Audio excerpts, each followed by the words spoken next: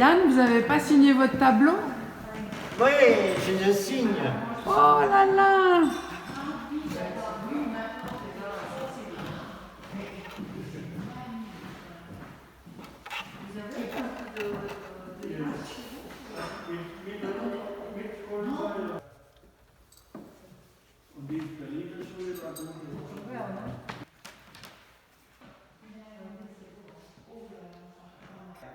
C'est super, c'est vrai. Il y a une émotion qui sort de ce tableau, c'est ce qui est le plus important. Oui, oui. Oui, l'émotion, oui, on ne sait pas très bien ce que c'est, mais c'est-à-dire essayer d'être le plus direct possible, hein, sans qu'il y ait trop de barrières techniques. C'est spontané aussi, hein. non? Hein? Spontanéité. Spontanéité. Oui, oui. Oui, c'est ça. C'est-à-dire, il faut que quand ça va bien, ça va vite. C'est pour ça que quand j'étais prof aux Beaux-Arts, j'ai jamais imposé quelque chose. C'est une méthode, enfin il y a d'autres qui ont d'autres avis, qui pensent qu'il faut savoir faire, qu'il y a un savoir-faire et il faut apprendre ce savoir-faire. C'est vrai, c'est peut-être bien aussi. Je sais pas moi. Pour moi c'est pas ça, mais ça peut être ça aussi. En fait,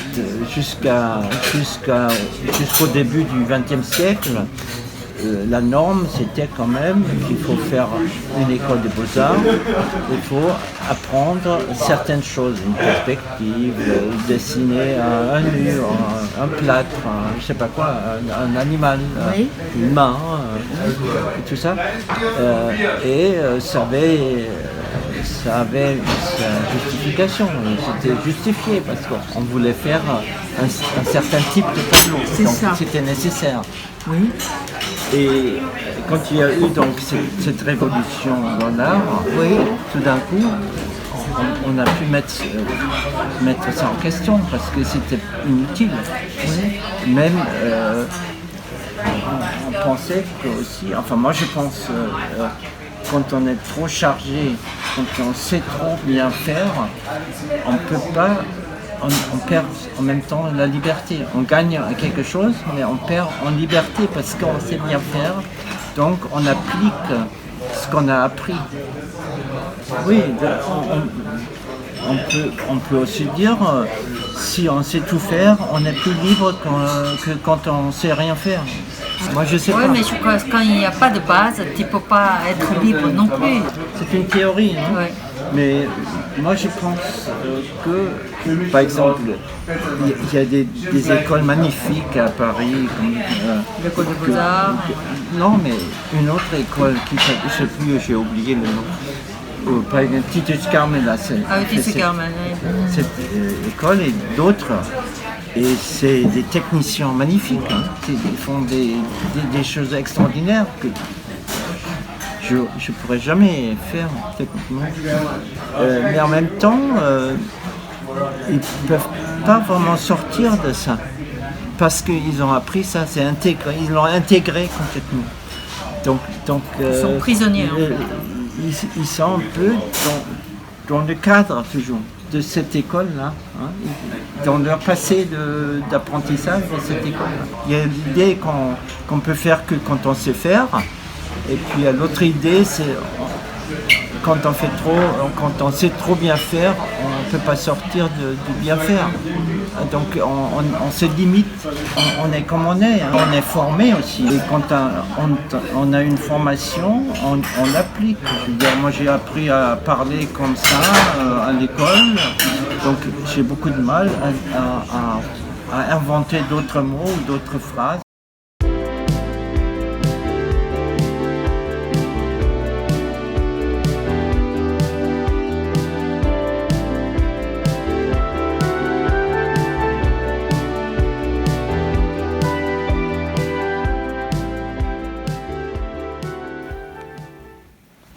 Yann, est-ce que vous pensez qu'un tableau doit être esthétique? Pas forcément, mais pour moi, oui. Pas pour tout le monde, mais pour moi, oui. Je pense que pour moi, il y a une certaine beauté qui est inhérente à un tableau réussi. Un tableau, pour moi, a une fonction esthétique aussi, pas seulement, mais aussi. Mais je ne sais pas définir la beauté en soi. Je veux dire, il n'y a pas, pour moi, une définition universelle de la beauté. Une beauté, ça peut être, je veux dire, la beauté d'un... Ce qui était pour Matisse, par exemple, la beauté, c'était un confort, justement. Il y avait un confort dans la beauté, donc il fallait que le tableau, pour Matisse, soit quelque chose qui orne. Pour moi, c'est pas forcément ça, mais la beauté n'est pas toujours là où on croit. Hein. Elle peut surprendre par un côté qui est inattendu ou qui est peut-être aussi contient une certaine laideur même. Hein. C'est très difficile de dire à quel moment un tableau est vraiment beau ou satisfaisant. La beauté, par exemple, est subjective ou est-ce qu'il y a des critères de beauté? Est-ce que quand on dit c'est un chef-d'œuvre, est-ce qu'il y a des critères à remplir ou finalement c'est complètement subjectif? Quand on dit la Joconde, c'est un chef-d'œuvre. La beauté n'est pas pour tout le monde la même.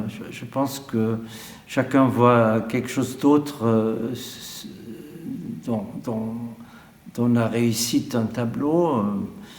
Il n'y a pas une perfection qu'on essaye d'atteindre, mais je pense qu'il y a autre chose qui nous échappe un peu. Hein. Je ne peux pas définir la beauté d'un tableau, et puis je ne sais pas vraiment si ça m'intéresse vraiment de me concentrer sur ça. Je ne veux pas faire un beau tableau, en fait. Et quand est-ce que vous savez quand votre œuvre, votre tableau est achevé, qu'il est terminé, que vous en êtes satisfait? Quand je ne sais plus quoi ajouter, quand je pense que j'ai tout dit, et parfois je suis satisfait, parfois non. Il y a aussi beaucoup de tableaux qui ne réussissent pas, qui ratent, où j'ai l'impression que j'ai perdu le combat, quoi. Vous nous racontez des histoires dans chaque tableau. Oui, des histoires, on peut en faire. En fait, moi, j'ai l'impression d'additionner des pièces ou des formes ou des figures ou des lignes ou des tâches, et je laisse faire après le regardeur se débrouiller avec ça. Et ça peut être des histoires, mais ça peut ne pas être des histoires.